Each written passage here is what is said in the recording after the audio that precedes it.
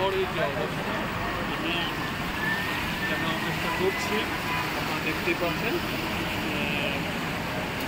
2 ঘন্টা ময়মনসিংহে 2 ঘন্টার বৃষ্টির পরেই কিন্তু এই ময়মনসিংহ শহরে যে অবস্থাটা হয়েছে আপনারা দেখতে পাচ্ছেন যে অবস্থা সবগুলো পানির নিচে।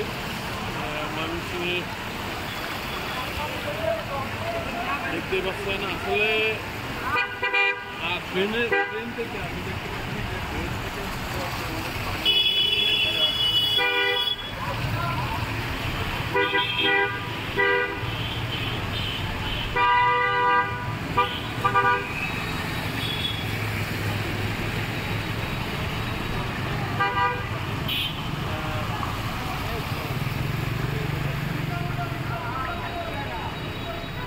পানির নিচে রিক্সা না রিক্সা নিচে পানি।